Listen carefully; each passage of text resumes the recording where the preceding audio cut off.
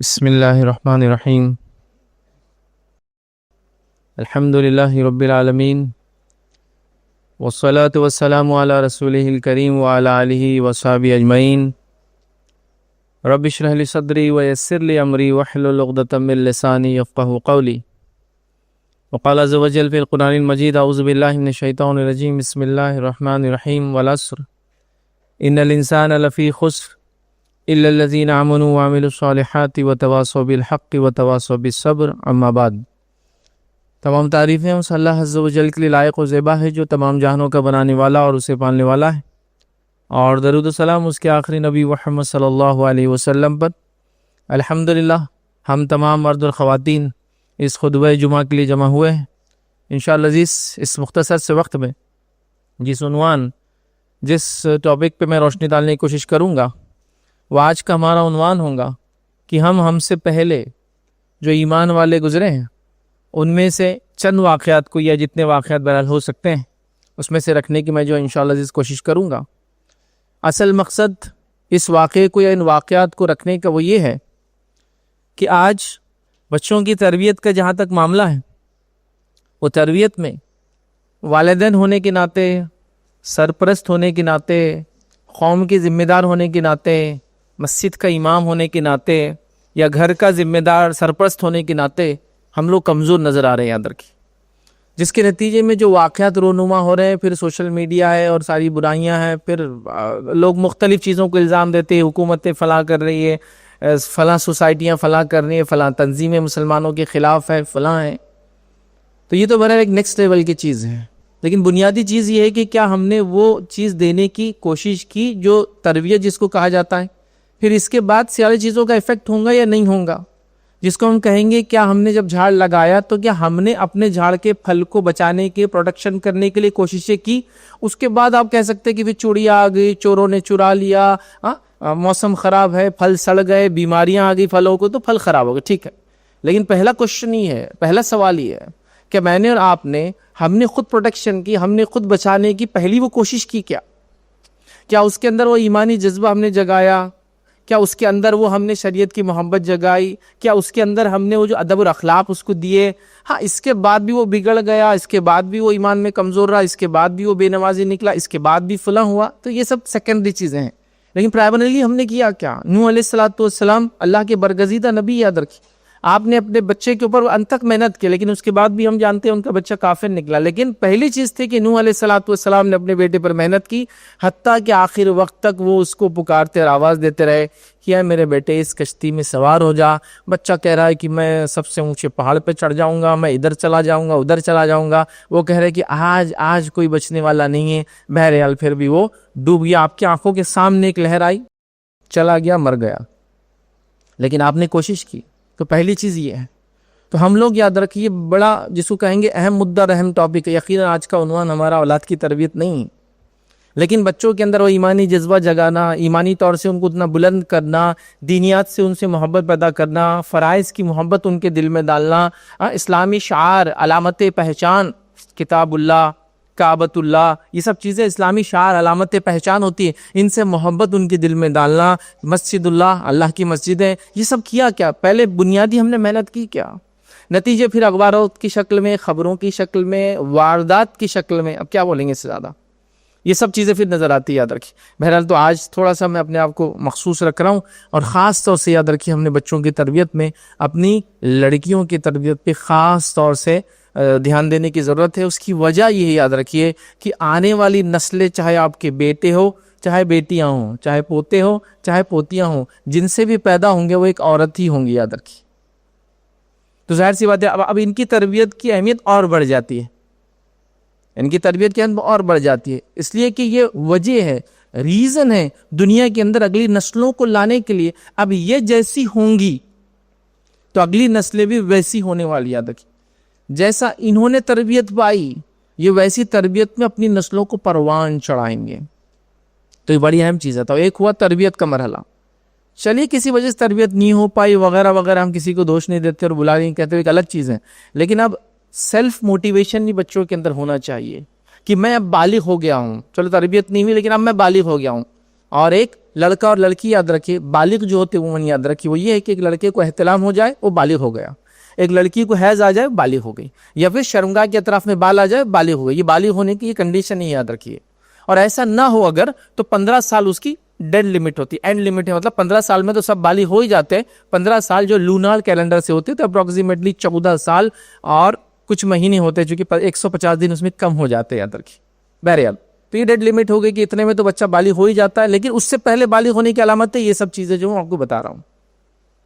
تو جب بچہ بالغ ہو گیا تو اس سے اس کی اب پوچھ ہونے والی ہے، اب ڈیپینڈنسی ختم ہوگی، ٹھیک ہے، والدین سے پوچھوں گی تربیت وغیرہ کی، لیکن اب تو تم بالغ ہو گئے، تم کو شعور عقل آ گئی، اچھے اور برے کی تمیز جانتے ہو، گھاس اور سبزی میں فرق جانتے ہو، جس کو کہیں گے اچھی چیز اور غلاظت کے اندر ڈیفرنسیشن تم کو آتا ہے، دنیا کے اندر اپنی پسند ناپسند تم چیزوں کو پرکھتے ہو، کھانے کے اندر فلاں کھاتے ہو فلاں نہیں کھاتے ہو۔ تو اب تم نے کہ اپنے لیے آخرت کے لیے پروڈکشن کے لیے کچھ کیا، دنیا کے اندر پروڈکشن کے لیے، جلد اچھی رہنے کے لیے فلاں کریم ہے، چہرہ اچھا رہنے کے لیے فلاں کریم ہے، آئی لڈ چہرے کی وہ جو آنکھوں کے اوپر کیسے اس کے لیے ایک الگ کریم ہے، تو اس کی حفاظت کے لیے کوشش کی جا رہی ہے کہ دنیا کے اندر یہ اچھی رہے، تو کہ آخرت میں جہنم کے عذاب سے بچنے کے لیے کیا ہم نے پروڈکشن کے لیے کیا کیا؟ تو وہ تو ظاہر سی بات ہے، اب ایک زمانہ تو تربیت کا ہے، اس کے بعد خود کی پوچھے پھر ایک انسان کی، تو وہ بھی بے حد ضروری یاد رکھیں۔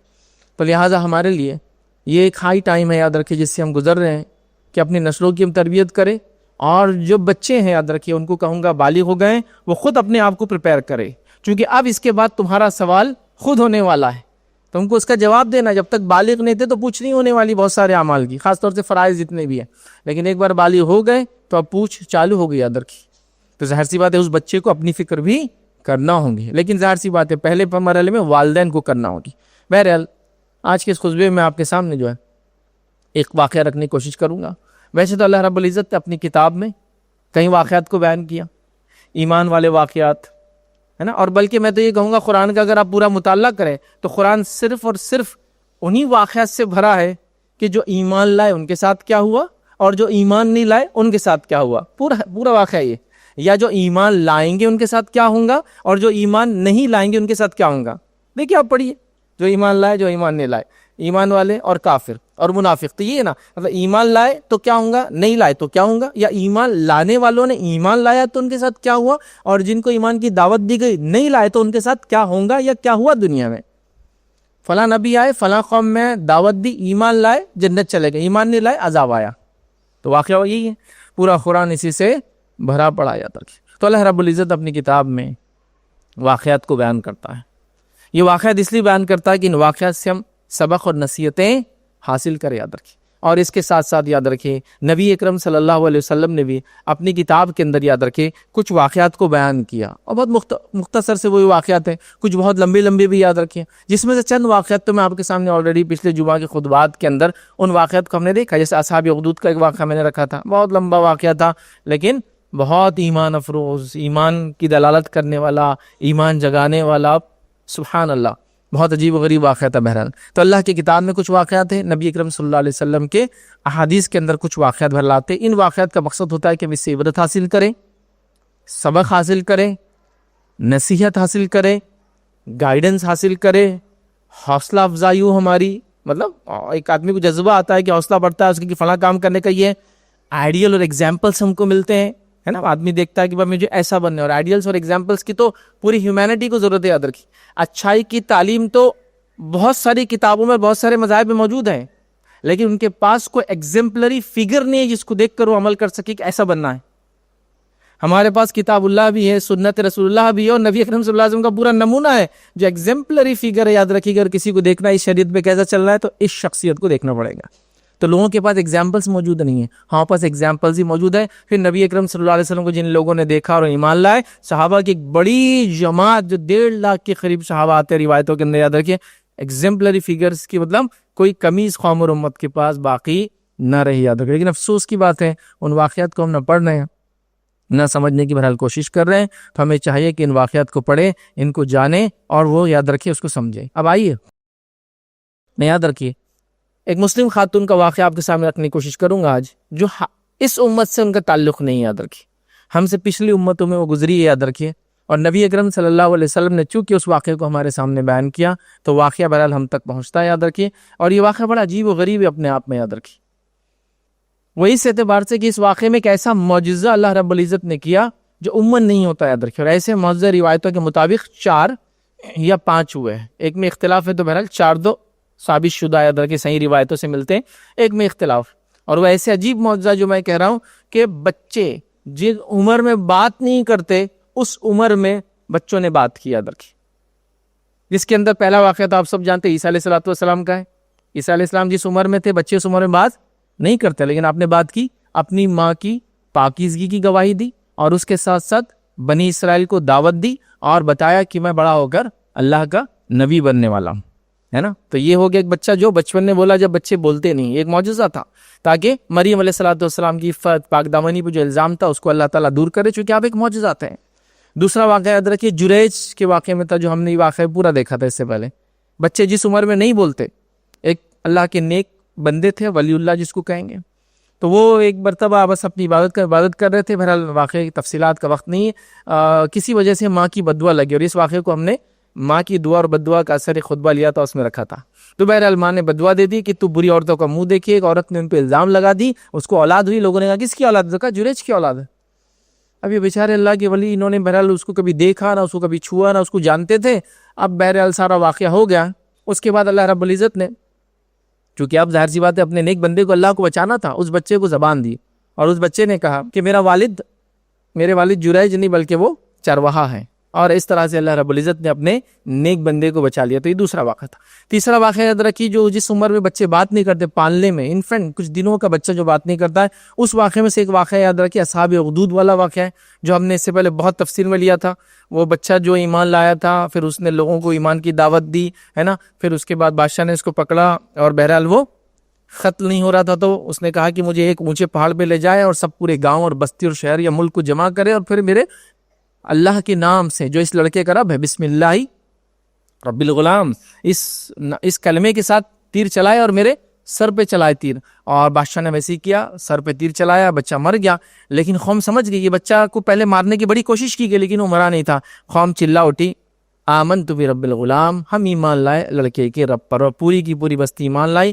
لیکن بادشاہ نے بڑے بڑے گڑھے کھدوائے، ہر بستی اور ہر گاؤں سے لوگوں کو بلایا، جو اللہ پہ ایمان کا بولتا اس کو اس آگ میں پھینک دیا جاتا، اور جو ایمان سے انکار کرتا اس کو چھوڑ دیا جاتا۔ ایک عورت تھی جو آئی اپنے ننھے سے دودھ پیتے بچے کو، مطلب انفینٹ تھا، بہت چھوٹا بچہ، اور اس کو گھبراہٹ ہوئی، اپنے لیے نہیں اپنے بچے کے لیے کہ کیا کروں اس کا، یا کچھ سوچ رہی کچھ بول دوں ایسا کہ بچ جاؤں۔ تو اللہ نے بچے کو زبان دی، اس نے کہا ماں تو حق پر ہے اور کود جا، اور وہ عورت آگ میں کود گئی۔ تو یہ بچہ بھی بولا۔ چوتھا بچہ یاد رکھے جو بولا، اس کا واقعہ میں آج آپ کے سامنے رکھوں، اور وہ بچہ ہے فرعون کی بیٹی کی ایک خادمہ تھی یاد رکھیے، جو اس کے بالوں کو سنوارا کرتی تھی، ہیئر ڈریسر تھی وہ اس کی، یاد رکھیے بادشاہوں کے پاس ہوتے، یاد رکھیے اس کا واقعہ عجیب و غریب واقعہ یاد رکھیے۔ تو اس میں بھی ایک بچے نے بات کی۔ اور پانچواں واقعہ جس میں اختلاف ہے وہ ہے یوسف علیہ السلام کی کیس میں، جس نے یوسف علیہ السلام کے حق میں گواہی دی تھی، کہا جاتا ہے کہ وہ بھی ایک بچہ تھا، بہرحال لیکن اس میں اختلاف ہے، یا یہ واقعہ کمزور ہے تو اس کو چھوڑ دیتے ہیں۔ لیکن 4 بچے ان عمروں میں بولے جس عمر میں بچے بولتے نہیں ہیں، ان میں سے ایک واقعہ آج دیکھیں گے، فرعون کی بیٹی کی ہیئر ڈریسر کا واقعہ اس طرح سے چلتا ہے اور اس طرح سے ہوتا ہے، سبحان اللہ، بڑا عجیب و غریب واقعہ۔ مسند احمد کی روایت ہے، نبی اکرم عبداللہ ابن عباس رضی اللہ عنہما اس کے راوی، وہ کہتے ہیں کہ نبی اکرم صلی اللہ علیہ وسلم جو ہے معراج کا سفر کرنے جا رہے ہیں۔ جب نبی اکرم صلی اللہ علیہ وسلم معراج کا سفر کر رہے ہیں اور جبرائیل علیہ السلام آپ کے ساتھ ہیں، تو آپ نے ایک بہترین خوشبو سونگی۔ جب وہ خوشبو نبی اکرم صلی اللہ علیہ وسلم کو آئی تو اللہ کے رسول نے پوچھا، اے جبرائیل یہ خوشبو کس چیز کی آ رہی ہے مجھے؟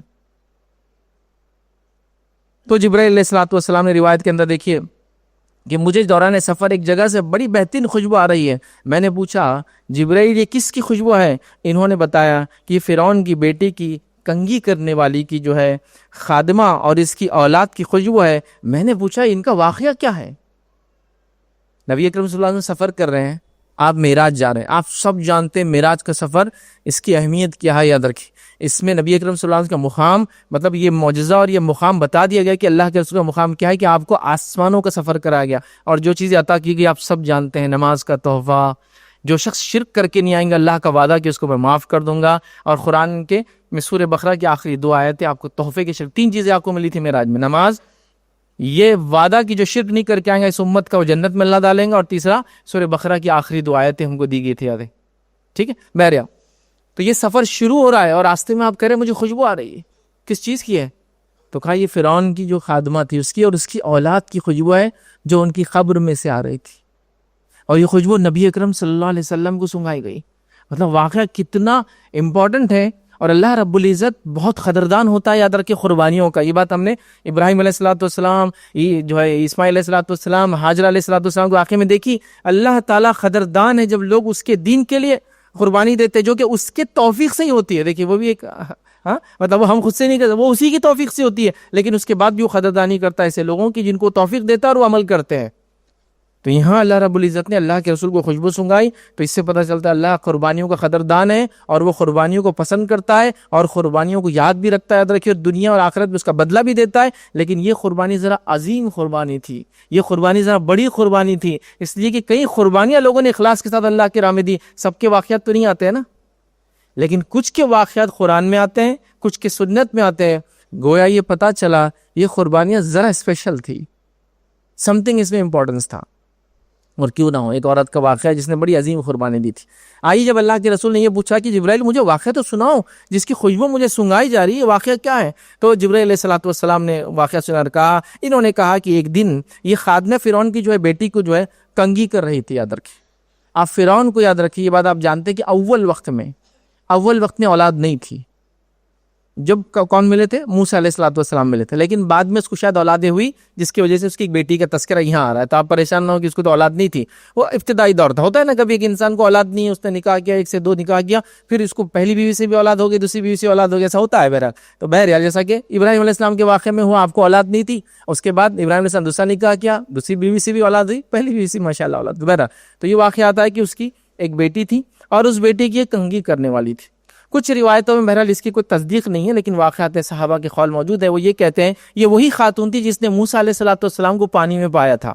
مطلب یہ وہ خاتون تھی جو آسیہ کے ساتھ تھی، اور جب موسیٰ علیہ الصلوۃ والسلام ندی میں بہہ کر آئے تھے، اسی نے اٹھا کر جو آسیہ کو بتایا تھا کہ یہ بچہ ہے۔ بہرحال کچھ نے یہ کہا کہ یہ وہی خاتون تھی۔ تو یہ خاتون تھی، یاد رکھیے، وہ کنگھی کر رہی تھی اور کنگھی اس سے ہاتھ سے چھوٹی اور نیچے گر گئی۔ تو اس نے جو ہے بسم اللہ کہہ کر کنگھی کو اٹھا لیا۔ اب شاید یہ ایمان اپنا چھپائے ہوئے تھی، لیکن اس واقعے کی وجہ سے اس سے ایمان کا ظاہر ہو گیا، اور کنگھی اٹھاتے وقت اس نے کہہ دیا بسم اللہ۔ جیسے ہی اس نے بسم اللہ کہا تو فرعون کی بیٹی نے کہا میرے والد؟ کیا کہا؟ میرے والد کو یاد کر رہی ہو تم؟ تو اب خادمہ کو لگا اب چھپا کے کوئی فائدہ نہیں ہے، ہو سکتا اس نے ایمان اب تک تو چھپایا تھا، بٹ اب اس کو لگا کہ چھپا کر فائدہ نہیں ہے، تو کہا نہیں، تمہارے والد نہیں، اللہ جو میرا اور تیرے والد کا رب ہے۔ چونکہ ہو سکتا اب حکمت کا فائدہ نہیں چھپا کر، چونکہ اب ڈاؤٹ ہو گیا اس کو، اس نے سن لی، اب سن کے کراس کنفرم بھی کر رہی کہ میرے والد کو یاد کرے تم بسم اللہ کہہ کر، اللہ کے نام سے بسم اللہ کہہ کر اس نے اٹھا لیا۔ فرعون کی بیٹی کہنے لگی اس سے مراد کیا میرے والد صاحب ہیں؟ اس نے کہا نہیں، بلکہ میرا اور تیرا رب اور تیرے باپ کا رب اللہ ہے۔ فرعون کی بیٹی نے کہا میں اپنے والد کو یہ بات بتا دوں گی۔ اس نے کہا کہ ضرور بتا دو، کیونکہ شاید اب چھپا کر کوئی مطلب وجہ باقی نہیں رہی تھی، اب جو کہ معلوم ہو گیا تو اب بولنا ضروری تھا، یا ہو سکتا ہے سرکمسٹانسز ایسے تھے کہ اب چھپا کر فائدہ نہیں۔ جیسا کہ ہم جانتے ہیں قرآن میں واقعہ ہے حبیب جو کہ کارپینٹر تھا، ایک نجار تھا، اس کا پورا واقعہ موجود ہے کہ جب اللہ رب العزت نے سورہ یاسین کے اندر یہ واقعہ آتا ہے، ایک قوم کے پاس ایک نبی بھیجا، اس نے دعوت دی، لوگ ایمان نہیں لائے، دوسرا نبی بھیجا تقویت دینے، قوم ایمان لائی، تیسرا نبی بھیجا لیکن قوم ایمان نہیں لائی، اور سب نے پلان کیا کہ تینوں کو مار دیں گے۔ ایک شخص تھا جو ایمان لایا تھا، جو شہر کے باہر رہتا تھا، اس کو لگا کہ اب اگر میں نے انٹرفیئر نہیں کیا، بیچ میں نہیں گیا تو قوم نبیوں کو مار دیں گے، تو نبیوں کی جان بچانے کے لیے اس نے کہا کہ میں بھی ایمان لاؤں ان نبیوں پر۔ تو قوم کا غصہ ان تین نبیوں کی طرف سے پلٹ کر اس پر آیا اور قوم نے اس کو مارا، اور روایت میں آتا ہے مارا ایسا مارا کہ اس کو پیروں سے کچلا، اور اتنا کچلا کہ اس کے پیچھے کے حصے سے پوری اتڑیاں نکل کر آ گئی، حبیب مر گیا۔ تو یہاں حبیب کے لیے ضروری تھا کہ تین نبیوں کی جان بچانے کے لیے اپنی جان اس نے اللہ کی راہ میں قربان کر دی، اور اللہ رب العزت نے پھر حبیب کا پورا واقعہ بیان کیا اور کہا قیل ادخل الجنہ، کہ جاؤ داخل ہو جاؤ جنت میں۔ سیدھا یہ ظاہر سی بات ہے آخرت میں جائیں گے وہ، لیکن اللہ نے بشارت دی تھی کہ جو جنت میں داخل ہو جاؤ۔ تو حبیب کہہ رہے جاتے ہو جنت کے اندر کاش کہ میری قوم کو پتا ہوتا میرے رب نے میرے ساتھ کیا کیا ہے، کہ مجھے معاف کر دیا اور مجھے عزت والے لوگوں میرا شمار کر دیا۔ تو بہرحال شاید سچویشن ایسی آ گئی کہ اب چھپا کر فائدہ نہیں تھا یا پھر اب بول دیا تو اب ریٹریکٹ کرنا, جھوٹ بول کر پیچھے جانا شاید زیادہ نقصان دہ ہوتا, پھر منافقت کی زندگی جی اور پریشان رہو. پہلے چھپانا ٹھیک تھا جب معلوم ہی نہیں تھا. تو اس نے کہا بولنا ہے بول دو, تمہیں جو کرنا ہے کرو, اس میں کوئی مسئلہ نہیں, اور راز کو چھپا کے شاید فائدہ نہیں تھا, حکمت اب نہیں رہی. تو اس نے کہا بول دو. فرعون کی بیٹی نے اپنے باپ تک یہ خبر پہنچا دی کہ میری خادمہ جو ہے یہ اس طرح سے اللہ پر ایمان لائی ہے, اور اس نے ایسے ایسے الفاظ کہے. اب فرعون نے اس خادمہ کو بلایا کہ اس خاتون کو میرے پاس بلاؤ. جب یہ خادمہ جو ہے فرعون کے پاس لے جائی گئی, جو ہیڈ ڈریسر تھی اس کی بیٹی کی, تو فرعون نے اسے کہنے لگا اے فلانا, کیا میرے علاوہ بھی تیرا کوئی رب ہے؟ اس نے کہا اے عورت, کیا تیرے پاس میرے علاوہ بھی کوئی رب ہے؟ مطلب تو کسی اور کو بھی الہ جانتی ہے؟ چونکہ اس نے اپنے آپ کو سب سے بڑا الہ, سب سے بڑا معبود, سب سے بڑا اس لیے کہا کہ ان کا چھوٹے بڑوں کا جو سسٹم تھا اس میں کہا سب سے بڑا الہ ہوں. ٹھیک ہے, اس نے یہ اعلان کر رکھا تھا. تو کہا میرے علاوہ بھی تیرا کوئی الہ ہے, کوئی رب ہے؟ اس نے کہا ہاں, میرا اور تمہارا رب اللہ ہے. یہ سن کر فرعون حکم دیا اور کہا تانبے کی ایک بڑا جو ہے گائے تیار کی جائے. اب یہ کیا سچویشن, یہ کیا معاملہ ہوگا ہم کو نہیں پتا, لیکن کچھ باتیں تاریخی حوالوں سے ملتی ہے کہ رومنس کے اندر ایک سزا دینے کا طریقہ تھا. وہ تانبے کا ایک گائے یا بیل بناتے تھے, اس کے نیچے آگ لگاتے تھے, پھر انسان کو اس کے اندر کھول کے ڈالتے تھے, اور وہ انسان تڑپتا تھا اور اس کے منہ میں ایک سوراخ تھا جس سے آواز باہر آتی تھی, اور وہ لوگ بیٹھ کر اس کو انجوائے کرتے تھے. یہ سزائیں ان کو دی جاتی جو پولیٹیکل پریزنر ہوتے, سیاسی طور سے ان کے مخالفین ہوتے, مذہبی طور سے کوئی نئی بات لاتے تو ان کو کیا. اور ایسا عیسائیت جب عیسیٰ علیہ السلام کے ماننے والے پہنچے دنیا میں تو ان کے ساتھ بھی کیا جاتا تھا, واللہ عالم بہرحال. لیکن اس نے کہا کہ ایک جو ہے روایت کے اندر آتا ہے کہ تو جو اس نے سن کر فرعون نے تانبے کا ایک گائے بنانے کا حکم دیا. شاید یہ وہی گائے جو سزا کے طور پر استعمال کی جاتی تھی, یا کوئی الاؤ تھا, یا کوئی شاید بڑا کوئی ایسا کنٹینر تھا جس میں کوئی تیل یا آگ ہوتی تھی جو گائے کی شکل میں تھا, واللہ عالم. تو اس نے کہا کہ ایک گائے تیار کی جائے جو شاید اس زمانے کی سزائیں ہوا کرتی تھی, بنانے کا حکم دیا, اور اسے خوب دہکانے کا حکم دیا. اس کے بعد حکم دیا کہ اس کو اور اس کی اولاد کو اس کے اندر پھینک دیا جائے. حکم آیا کہ اس کو اور اس کی اولاد کو پھینک دیا جائے. لیکن یہ خاتون ظالم اور جابر کے سامنے بھی حق بات کہنے سے پیچھے نہیں ہٹی, اور وہاں ڈٹی رہی, اور ایک بہت ہی عظیم قربانی دی, جس قربانی کی وجہ سے اللہ رب العزت نے اس واقعے کو خاص مقام دیا کہ اپنے نبی کی زبانی ہم تک اس واقعے کو پہنچا دیا. اب خادمہ نے کہا, جب سزا کی باری آئی, کہ مجھے آپ سے ایک کام ہے. فرعون سے کہا کہ مجھے آپ سے ایک کام ہے. فرعون نے پوچھا کہ کیا کام ہے؟ تو اس نے کہا کہ میری خواہش یہ ہے کہ جب ہم جل بھون کر کوئلہ بن جائے, میں اور میرے بچے, تو ایک چیز یہ کرنا کہ ہم سب کو اکٹھے ایک کفن میں ڈالنا, ایک کپڑے میں ڈالنا, اور ہم کو ایک ساتھ دفنانا جہاں بھی تم کرو گے. فرعون نے کہا ٹھیک ہے, یہ ہم پر وعدہ رہا تمہارا, مطلب یہ تو ہم کر دیں گے تمہارے ساتھ مرنے کے بعد. اس نے یہ وعدہ مرنے سے پہلے لے لیا. اس کے بعد وہ الاؤ دہکایا گیا, وہ جانور کے اندر جو بھی آگ لگائی گئی. اس کے بعد فرعون نے اس عورت کو سزا نہیں دی, کہا اس کے پہلے ایک بچے کو اندر ڈالا جائے. اب سے کتنے بچے تھے روایت میں تو بہرحال موجود نہیں, لیکن زیادہ بچے تھے, یہ بات تو طے ہے. ایک بچے کو اندر ڈالا جائے تاکہ یہ دیکھے اس کی تڑپ, اس کی تکلیف, اور اس کے بعد ہو سکتا ہے ایمان سے پھر جائے اور مجھ کو رب مان لے. چونکہ ظاہر سی بات ہے ایک آدمی کی بغاوت سے ہو سکتا ہے کئی لوگ باقی بن جائے. بہرحال ایک بچے کو ڈالا گیا, اس نے صبر کیا. اس کے بعد اس کے اور بھی بچوں کو ایک کے بعد ایک اس کی نظروں کے سامنے اس الاؤ میں, اس آگ میں ڈال دیا گیا. سارے مر گئے. اب اس کی باری آئی. اس کے پاس ایک بچہ تھا جو لڑکا تھا, اور دودھ پیتا اس کے سینے سے لگا ہوا تھا. مطلب اس کے کئی بچے تھے, جس میں سے یہ بہت چھوٹا بچہ تھا. اور کتنے بچے جلائے نہیں معلوم, لیکن ایک سے زائد بچے تو یہ بات تو طے ہے. اس کے بعد جو جمع کر کے دفن کر دینا. فرعون نے کہا کہ یہ تمہارا ہم پر حق رہا وعدہ کیا. اس کے بعد فرعون نے پہلے اس کے بچوں کو اس میں آگ میں جھونکنے کا حکم دیا. چنانچہ اس کی آنکھوں کے سامنے اس کے بچوں کو ایک ایک کر کے دہکتے ہوئے اس تنور میں ڈال دیا گیا. اور اس کے بعد یہاں تک کہ جب اس کی باری آئی تو اس کا ایک شیرخوار بچہ تھا, اور وہ اس کی وجہ سے ذرا ہچک رہی تھی کہ کیا کروں, اپنے لیے نہیں, اس بچے کے لیے کہ شاید بچے کی جان بچہ ہے, بہت چھوٹا ہے. تو اللہ رب العزت نے یہاں اللہ کی قدرت نظر آئی, کہ معجزہ نظر آیا. اللہ نے اس بچے کو زبان دی اور یہ معجزہ ہوا, اور وہ شیر خوار بچہ بول اٹھا, اماں جان بے خطر اس میں کود جائیے, بلا خوف آپ اس میں کود جائیے. اور فرمائے کیونکہ دنیا کی سزا آخرت کے عذاب سے بڑی ہلکی ہے.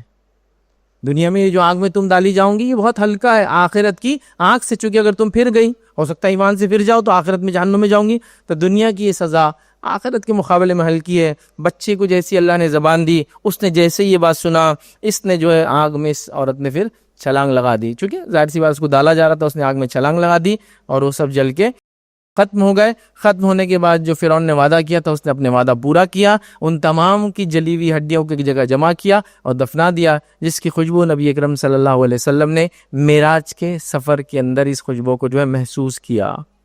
تو یہ واقعات ہے خاتون کا اور اس کے پورے خاندان کا جو اللہ کے راہ میں انہوں نے قربانیاں دے دی یاد رکھی. یہ خواتین کے واقعات ہیں, اور خاص میں نے جو شروع میں کہا کہ عورتوں کو ان واقعات کو سننے اور سمجھنے کی بہت ضرورت ہے. حالانکہ اس کے اندر ایمان کا واقعہ سب کے لیے تھا, مردوں کے لیے بھی عبرت ہے, عورتوں کے لیے بھی عبرت ہے, بچوں کے لیے بھی عبرت ہے, بڑوں کے لیے بھی عبرت ہے, بوڑھوں کے لیے بھی عبرت ہے, سب کے لیے یاد رکھے. لیکن خاص طور سے اس خاتون کی قربانی نے کی. اور یہ بچے جو بول پڑے نا اس کے اندر یاد رکھے مریم علیہ السلام کی قربانی کو یاد کرو, ہاں اس خاتون کی قربانی کو یاد کرو. اصحاب اخدود کی بھی ایک عورت تھی یاد رکھے, اس کی قربانی کو یاد کرو. اور امت مسلمہ کے اندر کئی خواتین جو اس سے پہلے ہمارے مطلب اللہ کے رسول صلی اللہ علیہ وسلم سے پہلے اور نبی اکرم صلی اللہ علیہ وسلم کے زمانے میں اور نبی اکرم صلی اللہ علیہ وسلم کے زمانے کے بعد سے لے کر آج تک عورتیں قربانیاں دے کر دیتی آئی, ان قربانیوں کو ہم یاد کریں. چونکہ میں نے کہا نا کہ ہم نے شروعات بچوں کی تربیت سے کی تھی, عورتوں کو بچوں کی تربیت کرنا ہے تو ماؤں کا ایمان اگر مضبوط ہوگا تو پھر ان کے لیے بچوں کی تربیت کرنا آسان ہو جائے گا. جب ماؤں کے پاس ہی ایمان نہیں ہوگا تو بچوں کی تربیت کرنا ان کے لیے محال اور ناممکن ہو جائے گا, اور وہ دن کے ریگولر روٹین کام کے اندر ہی اپنی زندگیاں کھپا دیں گے اور برباد کر دیں گے اندر کی, جو کہ آج ہو رہا ہے. سب سے امپورٹنٹ ڈیوٹی کیا ہے ہماری؟ بچوں کی تربیت, ایمانی تربیت, فرائض کا احکام نہیں. سب سے امپورٹنٹ ڈیوٹی عورتوں کی ہے کہ صبح اٹھ کے بچے کو اسکول بھیج دینا.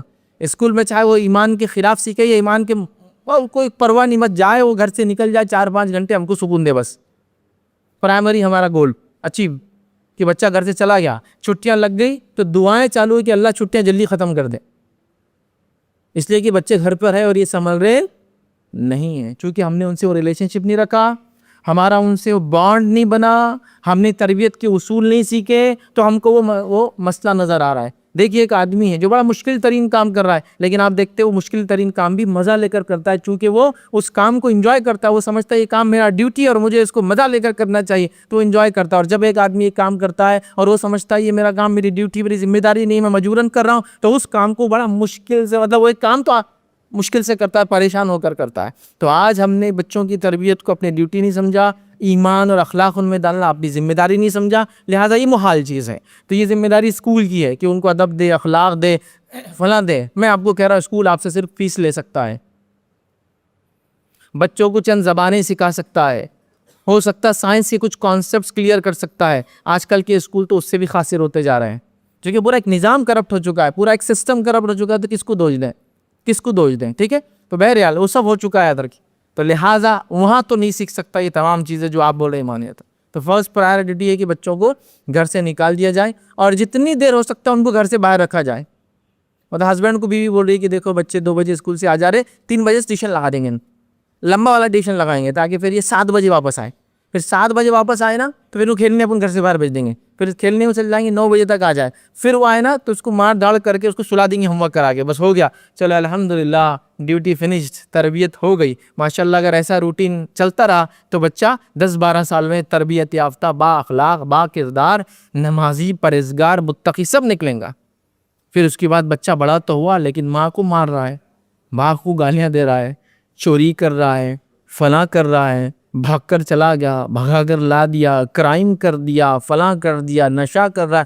پھر پریشان ہے, تربیت میں کمی کہاں رہی, کتنا پیسہ خرچ کیا تم نے, اسکول کی فیس دی ہے, تربیت نہیں دی ہے. تم نے ان کو گھر سے نکالنے کی پلاننگ کی ہے, ساتھ رکھ کر سکھانے کا کوئی بھی اس میں پارٹ نہیں تھا تمہارا. یہ خاتون کو دیکھو, یہ با ایمان تھی تو اس کے بچے با ایمان تھے. روایت میں کہیں نہیں کہ کوئی بھی بچہ اس کا سر کا, کوئی بھی بچہ بھاگا, کسی نے بھی ماں کے خلاف کوئی بات کہی کہ تمہارے وجہ سے یہاں جا رہے ہیں ورنہ فلاں فلاں فلاں رہتے تھے, سب آگ میں ڈالے گئے. جو بھی کتنے شعور کے تھے نہیں پتا, چھوٹے بچے کو اللہ نے زبان دی اور اس سے چونکہ وہ جھجک رہی تھی وہ بھی چلی گئی. تو یہ ماؤں کی قربانیاں تھی یاد رکھی. اور اسلام کے لیے اسلام کی بیٹیوں نے, اللہ رب العزت پہ جو ایمان لانے والی عورتوں نے عظیم قربانیاں دی, جن قربانیوں کے نتیجے میں جو چیزیں آپ آج دیکھتے ہیں وہ یقیناً ان قربانیوں کا نتیجہ ہے. اسلام کے لیے سب سے قربانی دینے والا کوئی مرد نہیں, ایک عورت ہی تھی یاد رکھی. سمیہ, آپ سب جانتے ہیں واقعہ ان کا, رضی اللہ عنہا, یہ ایمان لائی تھی اور پہلی شہید ہے اسلام کے لیے یاد رکھی.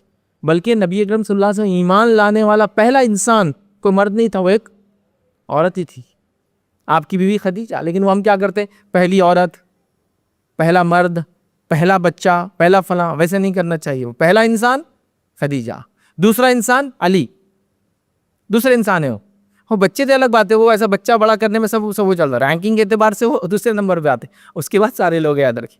تو یہ بات ہم کو پتہ چلتی ہے. تو یہ جو تھی عورتوں کی قربانیاں تھی یاد رکھی، جنہوں نے فن میں، ہنر میں، دینی تعلیم دینے میں، بچوں کی تربیت کرنے میں، باپ کے گھر سے دور رہنے کے باوجود بھی ان کے حلال روزی کو صحیح جگہ لگا کر بچوں کو ایجوکیٹ کرنے میں، حافظ قرآن بنانے میں، عالم دین بنانے کے اندر اسلام کے لیے کوشش کرنے والا، اسلام کے لیے سب کچھ قربان کرنے والا اور بڑے بڑے علامہ اور فہامہ ان کو بنایا. یہ ماؤں کی تربیت کا نتیجہ تھی.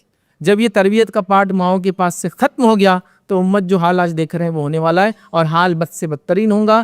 ایک مرد کے کسی برے کام کرنے سے ایک خاندان، ایک فرد بدنام ہوتا ہے، لیکن عورت کے برے کام کرنے سے ایک قوم، ایک نسل، ایک برادری، ایک دین بدنام ہوتا ہے. یہ بڑی اہم چیز ہے اگر کی. اسی لیے تو لوگ اتنا سینسیٹیو لیتے ہیں نا، عورت کا مسئلہ ہے، لڑکی کا مسئلہ ہے، چاہے کسی قوم کا ہو، ایسے ہی ہوتا ہے. کیونکہ ان سے آنے والی بدنامیاں بہت بری ہے، چونکہ یہ اتنی اہمیت کی حامل ہے. میں یہ بولنا چاہ رہا ہوں، جب ایک اہم چیز ہوتی ہے اور وہ خراب ہوتی ہے تو نقصان بھی اتنا بڑا کرتی ہے، اور اگر صحیح چلتی ہے تو فائدہ بھی اتنا زیادہ کرتی ہے. تو اہمیت کی وجہ سے کہا جا رہا ہے. میں کسی کو نیچے دکھانے کے لیے کہ اسلام میں ایک جینڈر کم ہے، ایک جینڈر، ویسا نہیں. آپ کا امپورٹنس اتنا زیادہ ہے تو سمجھو اس کو، غیرت اختیار کرو، ایمان کو سمجھو. ایمان کے لیے اس خاتون نے اپنی جان دے دی، ہنستے ہنستے جان دے دی، یہ کہہ سکتا ہوں. اور ہم ایمان پر رہ کر چند اعمال کرنا بھی محال ہے، اور پھر جب اس عورت کے لیے جس کے لیے آج وہ لڑکی ہے چند اعمال کرنا محال ہے، تو جب یہ ماں بنیں گی تو کیا تربیت کریں گی. مطلب ایک پورا کرپٹ سسٹم سوسائٹی کے اندر چالو ہو چکا ہے، یاد رکھیے. اور اس کے لیے میں کسی خاتون کو ذمہ دار نہیں ٹھہراتا ہوں، میں گھر کے ذمہ دار مرد کو ذمہ دار ٹھہراتا ہوں کہ تمہاری بچیاں تمہارے سامنے تھی، تم نے ان کی تربیت کے لیے کیا محنت کی، تم ذمہ دار ہو، تم ذمہ دار ہو. کیونکہ جب مرد کرپٹ ہوتے ہیں تو عورتیں کرپٹ ہوتی ہے، یاد رکھیے. تو ایک باپ ہونے کے ناطے آپ نے کیا تیاری کی بچی کے لیے، کیا تعلیم دی اس کو، کیا سکھایا اس کو دین کے بارے میں، کیا دیا اس کو. میں نے اس کو اسکول میں ڈالا، پھر وہی لا کے آپ بات کر رہے ہیں. آپ نے کیا اسکول کو ٹھیکیدار سمجھ لیا ہر چیز کا؟ تعلیم دی، میں نے ایجوکیشن دیا، نہیں، اخلاقیات سکھائے کیا، دین کی اہمیت سکھائی کیا؟ نہیں. اس کے لیے دین تو اب مذاق بن گیا ہے، دین کو چھوڑنا بھی اس کے لیے اب مذاق بن گیا ہے. ریزن کہ ہم نے اس کو وہ تعلیم نہیں دی، اس کے اندر وہ چیز نہیں جگائی جو جگانا چاہیے تھا. اور اگر وہ چیز اس میں جگا دیتے تو آنے والی نسلوں کے اندر ریفلیکٹ ہوتی اور چھلکتی. سبحان اللہ. تو کہیں نہ کہیں قومی اعتبار سے ہم کمزور رہے، کہیں نہ کہیں ایک سوسائٹی کے اعتبار سے ہم لوگ پیچھے رہے. نتیجتاً وہ قربانی دینے والی خواتین نظر نہیں آ رہی، اس لیے کہ وہ تربیت کرنے والے والدین نظر نہیں آ رہے. تو لہٰذا بس آج کے اس خطبے کا مقصد یہ تھا کہ ہم سوسائٹی کے اندر خاص طور سے خواتین اپنا کردار پہچانیں، اور وہ کردار پہچان کر دیندار، با اخلاق، با کردار خاتون بنے، اور یہی بات، یہی میسج آنے والی نسل در نسل لوگوں کو دیتے رہیں. تو پھر ایک نسل ہمارے سامنے وہ نظر آئیں گی جو واقعی میں با اخلاق، با کردار، دیندار، نمازی، پرہیزگار، روزدار، جو آپ بولتے ہو نظر آئیں گے. اگر ویسا نہ ہوا تو پھر یہ نہیں ہو سکتا. اور اسی کے تھوڑا سا جذبہ جگانے کے لیے میں نے آج یہ فرعون کی بیٹی کی بال سنوارنے والی کا واقعہ بہرحال آپ کے سامنے رکھا. اسی پر اپنی بات کو میں ختم کروں گا. اللہ رب العزت سے دعا ہے کہ اللہ سبحانہ تعالیٰ ہم تمام کو ایمان کو سمجھنے کی، اس پہ عمل کرنے کی توفیق عطا فرمائے. اللہ رب العزت جب تک ہمیں زندہ رکھے، ایمان و اسلام پر زندہ رکھے، خاتمہ ہمارا ایمان اور آخر دعوانا ان الحمد للہ رب العالمین. سبحان ربک رب العزت عما یصفون وسلام علی المرسلین والحمد للہ رب العالمین.